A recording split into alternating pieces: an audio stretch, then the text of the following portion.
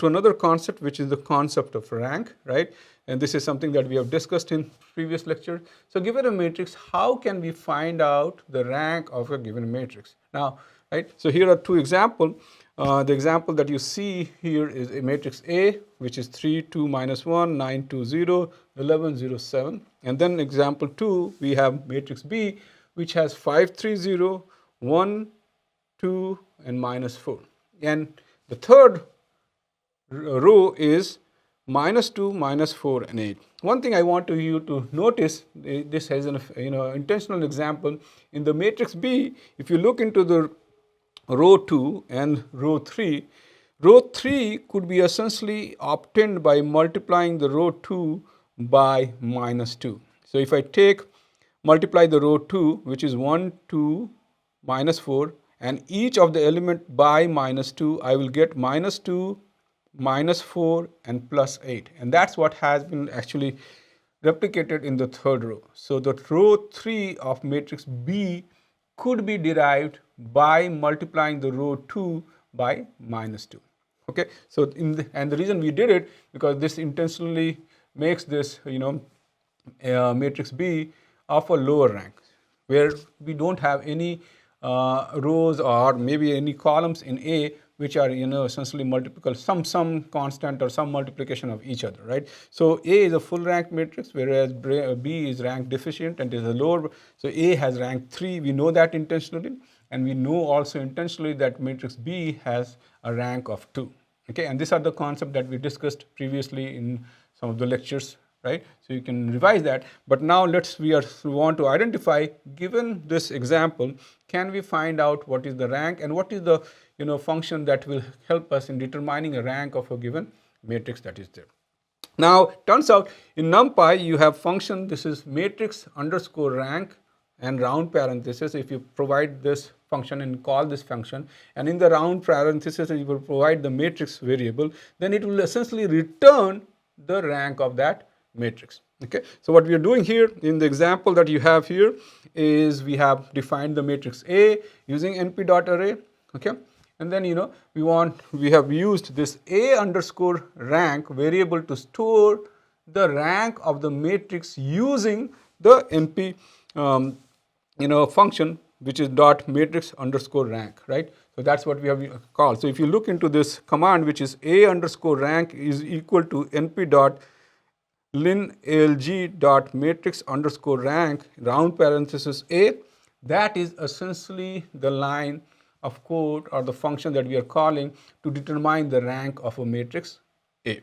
Okay. Similarly, what we have done also in this is we have essentially also defined B matrix. Okay, and then we also are trying to find the rank of the matrix B, and that is stored in the variable B underscore rank, and it's also calling the matrix underscore rank function that is defined in the NumPy. So let's go ahead and execute this, and if you execute this, right, you will see the results here.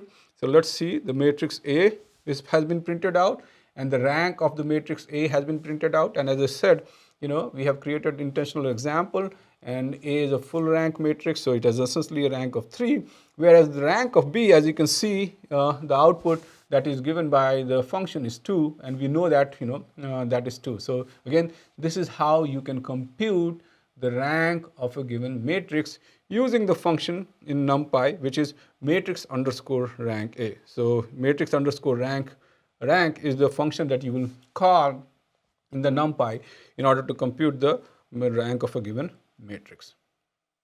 Let's move on and let's see how we can compute some other operations, or how can we do some other operations, very simple operations like matrix addition. So here we have an example where we have two matrices A and B which have the same dimensions, 3 by 2, right?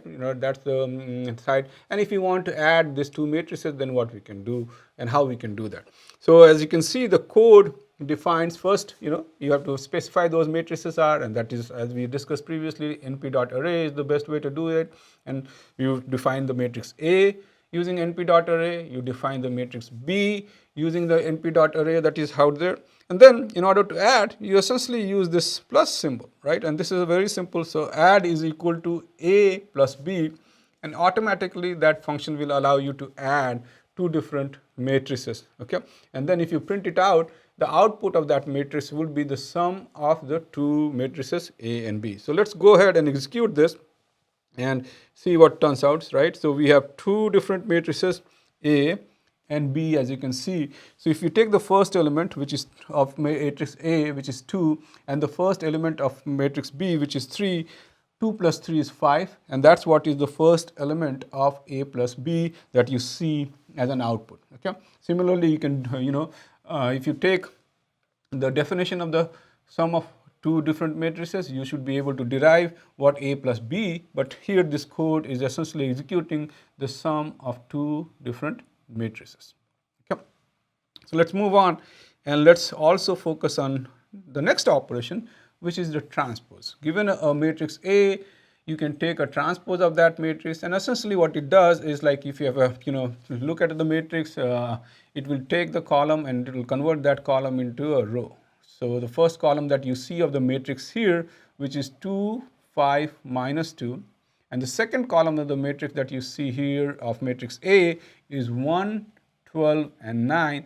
They will be essentially now, flipped. This column will be flipped, and now you will essentially have a row. So this column will become a row, and that's what you're going to get out of this operation that is out there. So let's see how to implement that in Python.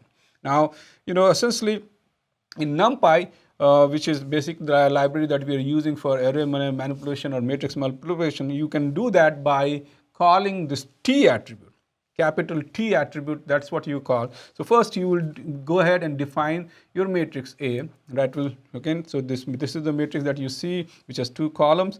You will define that matrix, and then what you will do is, if you want to take the transpose of that matrix, right, you can call A dot capital T. So that is the command that has been written here, which is where A underscore transpose is equal to A dot capital T. So if you do A dot capital T, and if A is the matrix, then this command will allow you to essentially take the transpose of the matrix A. And this is how you implement numerically, the transpose in a Python programming language. Now you can store that in any other variables. So in this case, the variable that we are using to store the transpose is A underscore transpose, which is on the left hand side. And now we can print and execute this command. So let's go ahead and if you see, we have defined the matrix A, and then when we have taken the transpose of the matrix, which is stored in the variable A underscore transpose, equal to, you can see that essentially the columns have been converted into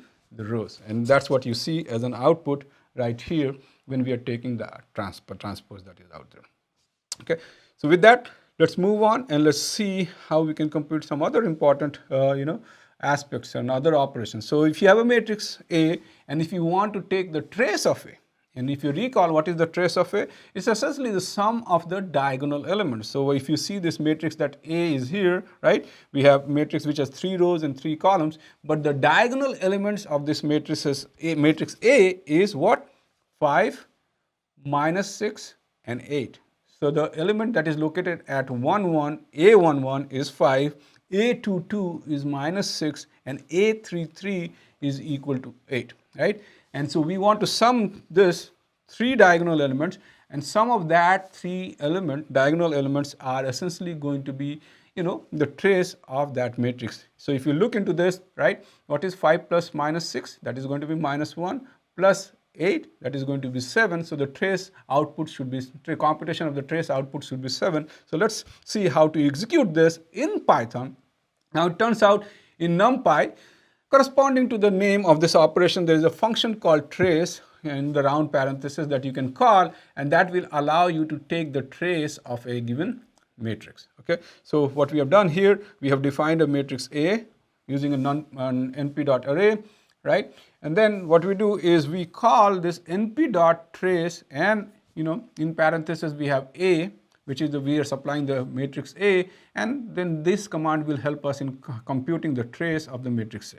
So if you look into the line which is A underscore trace, that's the variable which is storing the trace operations on the actual matrix A, but the actual function is dot trace that is used on the matrix A. So the input to the input that is provided to that function, which is represented in this underscore parenthesis, is essentially A. So if we go ahead and execute this, right, you will see that what we have defined, we will come out to be 7. So we have executed this, and as you can see, the trace value of A came out to be equal to 7, as we discussed earlier. So this is how you compute the trace of a given matrix.